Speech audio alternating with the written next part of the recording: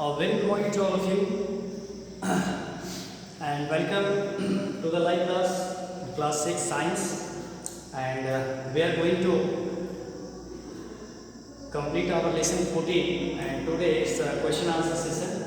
So I am going to just clear all the queries of lesson 14, and I will try to make some understand some giving question answers also, and you all guys have to complete it. So let's start. At first I will talk about MCQs, ठीक है। और इससे पहले मैं आप लोगों को एक बात बता दूँ, जब कोई लेसन डन हो जाए, ठीक है, तो इसमें जो दिए हुए की टर्म्स होते हैं, बेसिकली की टर्म्स को आप अच्छे से पढ़ लिया करें, ठीक है।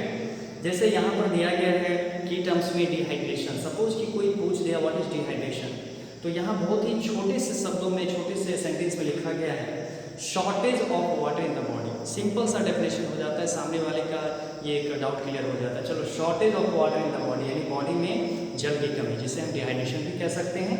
दूसरा है डीसैलिनेशन। क्या होता है? Removal of salts from sea water, यानी समुद्र के जल से नमक को अलग करना, जिसे हम डीसैलिनेशन कहते हैं। नेक्स्ट है what is ground water. Ground water कहता है रेन वाटर सीप through layers of soil deep below the ground, यानी कि जो बारिश का जल होता है वो मिट्टी से छन के जब नीचे जमा होता है, इसे हम ग्राउंड वाटर कहते हैं। नेक्स्ट है what is potable water. Somebody if ask you then what is potable water, तो आप कैसे से डिफाइन करेंगे? तो सिंपल सा definition, water that is fit for drinking, मतलब ऐसा जल जो पीने योग्य हो, ठीक है, जो पीने लायक पानी है उसे हम पोटेबल वाटर कहते हैं। बहुत ही सिंपल सा डेफिनेशन है। नेक्स्ट आते हैं rain water harvesting. What is rain water harvesting? तो कहता है recharging the ground water by the rain water through tranches, यानी कि किसी भी ग्राउंड वाटर को रिचार्ज करना। ग्राउंड वाटर मतलब भूमिगत जल को पुनः रिचार्ज करना, मतलब जो जल खाली हो चुका है उसे पुनः वहाँ पर भरना। अब कैसे वो भरेगा? तो आप ट्रेंच के जरिए भर सकते हैं, बड़े बड़े पाइप लगा करके छत से हो करके रेन वाटर या रूफ टॉप हार्वेस्टिंग करके भी आप जो है उस पानी को अंडरग्राउंड में भेज सकते हैं। तो ये सारी जो प्रोसेसेस हैं बेसिकली रेन वाटर हार्वेस्टिंग कहलाती है, वर्षा जल संचयन, ठीक है। इसके बाद व्हाट इज डिहाइड्रेशन। डिहाइड्रेशन क्या है? तो कहता है the removal of deficiency of water in the body, मतलब जब हमारा बॉडी डिहाइड्रेट हो जाता है उसके लिए जो हम उसको जो भी ORS का घोल देते हैं या ये सब चीज़ देते हैं, तो वो रिहाइड्रेट हो जाता है, मतलब पुनः उसे जल की प्राप्ति हो जाती है, जिसे हम रिहाइड्रेशन कहते हैं, ठीक है। इसके बाद है सरफेस वाटर। सरफेस वाटर यानी ऐसा वाटर जो भूमि के ऊपर स्थित है। Basically water available due to run off rain water into water bodies such as lakes, ponds and rivers. Lakes, ponds और रिवर्स जिसमें हम जल को जमीन के ऊपर देख सकते हैं, बेसिकली वो सभी जो है सरफेस वाटर है। और ये सभी जो है वर्षा के जल के किसी भी लो लाइंग एरियाज में जाने के कारण जमा होते हैं, ठीक है।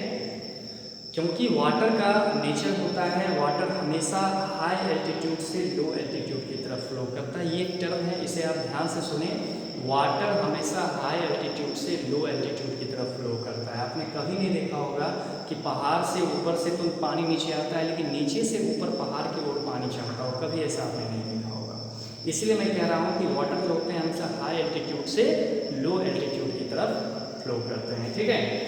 नेक्स्ट है व्हाट इज कंडेंसेशन, और उसके बाद है इवेपोरेशन। देखिए condensation, changing of water vapour into water on cooling, ठीक है, जिसे हम लोग कंडेंसेशन कहते हैं। मैंने कल भी इस पर चर्चा किया था। और एक टॉपिक है evaporation, that means changing of water into water vapour on heating is called evaporation. तो बहुत ही सिंपल सा डेफिनेशन है।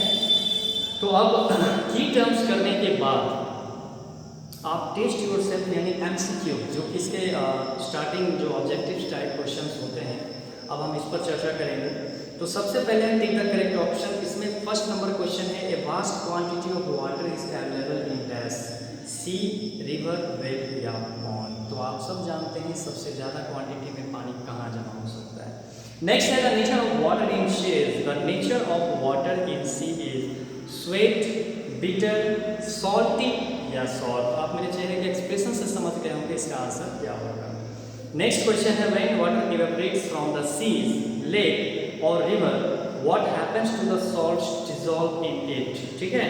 Salt dissolves completely, salts remain behind, salt dissolve more and more on increasing vaporization, या all are correct. तो मैंने बताया था कि जब वाटर इवेपरेट्स होते हैं, समुद्र के, झील के, रिवर के, नदियों के पानी जब इवेपरेट होते हैं तो सॉल्ट जो होता है, what happens to the salt dissolving, तो उस पानी में जो घुले हुए नमक होते हैं वो क्या हो जाता है। तो बेसिकली आप जानते हैं नमक कैसे ऑब्टेन किया जाता है, ठीक है।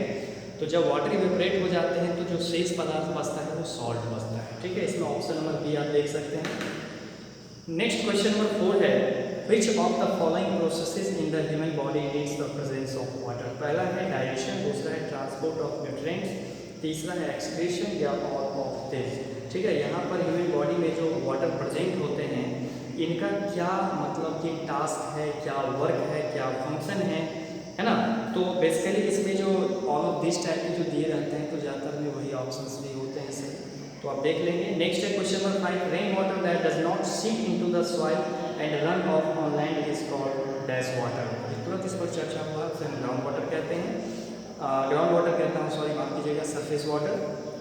नेक्स्ट है evaporation is a process in which, evaporation वह प्रक्रिया है जिसमें वाटर चेंजेस इनटू गैस या फिर liquid water change into vapour form या आइस चेंजेस टू गैस या वाटर चेंजेस टू आइस। तो आप ए और बी में से जो सही ऑप्शन है वो चुन कर लिखेंगे। नेक्स्ट है question number 7, water can exist in dash forms, 2 forms, 3 forms, 4 forms या 5 फॉर्म्स। तो आप सब जानते हैं वाटर कितने फॉर्म्स में एग्जिस्ट कर सकते हैं, इसके कितने स्टेट्स होते हैं, you know. Next question is clouds are condensed forms of dash. Clouds जो है किस चीज का कंडेंस फॉर्म है, वाटर का, वाटर वेपर का, आइस का या एयर का, ठीक है। तो आप एक्सप्रेशन देखिए, आप समझ जाएं कि इसके आंसर क्या होंगे, ठीक है। तो अब बढ़ते हैं question number 2, fill in the blanks. Fill in the blanks यानी रिक्त स्थानों को अभी कंप्लीटली भरना है। तो सबसे जो पहला सवाल है, about dash of the earth is covered by water bodies, ठीक है। नेक्स्ट है the type of water which we can drink, मतलब उस प्रकार का जल जिसे हम पी सकते हैं उसे हम क्या कहते हैं। अभी तो मैंने पीछे भी इस पर चर्चा किया है, पोटेबल वाटर। नेक्स्ट है the removal of excessive salt from sea water. Sea water से जो सॉल्ट को हम अलग करते हैं इसे हम क्या कहते हैं, इज कॉल्ड डैश, ठीक है। अभी ये की टर्म्स अगर आप पढ़ें तो शायद आपको ये भी आंसर मिल जाएगा, ठीक है। नेक्स्ट है dehydration is caused by dash of water in our body, मतलब जल का हमारे शरीर में क्या हो जाता है जिससे डिहाइड्रेशन होता है। बेसिकली इसमें शॉर्टेज ही होगा, shortage of water in our body. Next है एक्सेसिव रेन कॉजेज, अगर अधिक वर्षा होती है तो क्या होता है, एक्सेसिव रेन कॉजेज फ्लड, ठीक है। जब ज़्यादा बारिश होती है तो क्या होता है, बाढ़ आता है, सिंपल सा आंसर होगा इसका। नेक्स्ट है tick the correct and cross the wrong statement. जो पहला सवाल है आपका, planet earth has a limited amount of water, यहाँ पर जो है लिमिटेड अमाउंट है जल के, क्या इस बात से आप सहमत हैं, अगर हैं तो टिक लगा, नहीं है तो काट, ठीक है। We require water only for drinking, क्या सिर्फ पीने के लिए जल का इस्तेमाल हम करते हैं, ये सही है तो टिक लगाएंगे, गलत है तो काट देंगे। नेक्स्ट है रिवर वाटर इज स्वीट, नदियों का जो जल होता है वो मीठा होता है, आप सब जानते हैं, आपने उसको टेस्ट भी किया होगा, तो आप अपने अपने एक्सपीरियंस के आधार पर इसमें सही और गलत का टिक लगाएंगे। कहता है ground water should be recharge, जो ग्राउंड वाटर होते हैं वो कब रिचार्ज होते हैं, with the help of rain water harvesting. Rain water harvesting के द्वारा ग्राउंड वाटर रिचार्ज होते हैं। आई थिंक कि पीछे भी आपका ये टॉपिक दिया गया है, अगर आप की टर्म से पढ़ना स्टार्ट करते हैं तो आई होप कि आप ये सारी चीज़ समझ जाएंगे, ठीक है। नेक्स्ट है water cycle involves evaporation and condensation taking place in nature. Water cycle जो होता है इसमें जो है इवेपोरेशन और कंडेंसेशन ये दोनों ही जो होते हैं नेचर में सतत रूप से चलते रहते हैं। तो अगर ये सही है तो टिक लगाएं, गलत है तो काट दें, ठीक है। अब इसके बाद क्वेश्चन नंबर 4 है कॉलम ए कॉलम बी, इसे आप लोग खुद से मैच करेंगे। क्वेश्चन नंबर 5 में दिया गया है the statements given below are not correct. इसमें जो स्टेटमेंट्स हैं वो सही नहीं दिए गए हैं, तो आपको करेक्ट स्टेटमेंट लिखना है इसमें। तो जो पहला है कहता है 10% of the earth surface is covered by water bodies. I think यहाँ 10% गलत है, यहाँ 70% होना चाहिए। Sea water is portable because it has lots of salt dissolve, तो यहाँ पर पोर्टेबल पे ध्यान होना चाहिए। सी वाटर इज मरीन या सॉल्टी, ठीक है, because it has lots of salt dissolve, ठीक है। नेक्स्ट है floods make us all very happy and prosperous. Floods make us all very dash and dash, यहाँ हैप्पी तो नहीं ही होगा, ठीक है। Makes us very sad and prosperous हो सकता है, ठीक है। Snowfall on the hills is useful only for winter sports. तो यहाँ पर जो है इसमें जो आप सुधार करेंगे तो आप विंटर स्पोर्ट्स हटा सकते हैं, ठीक है। देखिए कहते हैं answer the following question in one words, आपको एक वर्ड में इसका आंसर देना है। जो पहला क्वेश्चन है what type of natural resource is water, ठीक है। What type of natural resource is water, water जो है किस प्रकार का नेचुरल रिसोर्स है, ठीक है। इसके बाद दूसरा सवाल है what is the level of ground water known as, यानी कि जमीन के अंदर जो पानी का जो लेवल है उसे किस नाम से जानता है, I think water table. Next है name a source of surface water, surface water का कोई भी एक स्रोत बता दें, रिवर बता सकते हैं, पॉन्ड बता सकते हैं। How can you extract water bye digging A well, आप कुएं खोद करके किस प्रकार से पानी निकाल सकते हैं। नेक्स्ट है इज सी वाटर पोर्टेबल, क्या समुद्र का जल जो है वो पीने योग्य है, यस या नो में जवाब दे दें। Next question water from which source goes to the sea, मतलब जल का जो है वो कौन सा स्रोत है जो सीधे समुद्र में जाता है, ठीक है।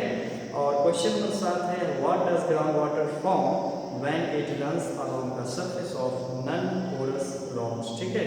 What does ground water form, मतलब ये ग्राउंड वाटर का कौन सा फॉर्म है जो बेसिकली नॉन पोरस रॉक से रिस करके अंदर की ओर जाता है, ठीक है, जिसे हम सलाइन वाटर कहते हैं। Next answer the following questions in brief, इसे आप संक्षेप में इसका उत्तर लिखेंगे। पहला सवाल है explain the term ground water, आपको ग्राउंड वाटर टर्म को एक्सप्लेन करना है। दूसरा है when do floods take place, floods यानी बाढ़ कब आते हैं।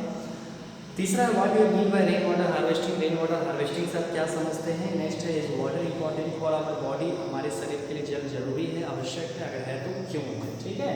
Next question why does the water table becomes low, आखिर वाटर टेबल जो है जल की जो जल का जो गहराई है जो जल नीचे जमीन के अंदर मौजूद है, आखिर इसका जो लेवल है वो धीरे धीरे घटता क्यों जा रहा है, ठीक है।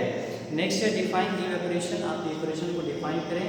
Does it occur at all temperatures, क्या ये हर एक प्रकार के टेम्परेचर में इवेपोरेशन प्रक्रियाएं जारी रहती हैं, तो आपको इसे कम्प्लीटली डन करना है। नेक्स्ट है what is condensation and how does it occur, condensation क्या है, कैसे होता है, आप इसको लिखेंगे, ठीक है। अब देखिए जैसे क्वेश्चन टाइप 8 है answer the following question in detail, इसे डिटेल में आपको समझाना है। पहला explain the effects of excessive rainfall, मैंने लास्ट टाइम इस पर काफ़ी चर्चा किया था कि जब ज़्यादा बारिश होता है तो क्या क्या सर्कमस्टांसेस उत्पन्न होते हैं।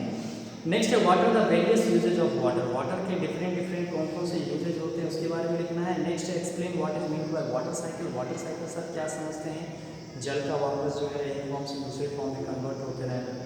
नेक्स्ट है discuss in detail the situation caused by scanty rainfall, scanty rainfall यानी कि ड्राउट, जब काफ़ी कम बारिश होगा तो उसमें डेफिनेटली सुखार ही आएगा, और इस टॉपिक पर आपको ज़्यादा चर्चा करना है। लास्ट है why is water from spring consider more pure than pond water, आखिर स्प्रिंग यानी कि जो बहता हुआ झरना वगैरह होता है इनसे जो प्राप्त जल होता है वो तालाब के जल से ज़्यादा स्वच्छ क्यों होता है, ये आपको लिखना है। क्योंकि मैंने बताया था जब ये पहाड़ों से होकर के आते हैं तो बेसिकली इसमें जो होते हैं चट्टान में जो भी खनिज पदार्थ होते हैं वो उस जल में मिल जाते हैं जो हमारे बॉडी के लिए बहुत ही ज़्यादा यूजफुल होते हैं। सो गाइस इस तरह से आपका ये लेसन 14 जिसका क्वेश्चन आंसर सेशन था मैंने आज आप लोगों को समझा दिया। आई होप कि आप लोग इसे डन कर लें और जल्दी से जल्दी हम लोग फिर नए अध्याय में आ सकें, ठीक है। तो guys thank you for watching video and be happy, thank you.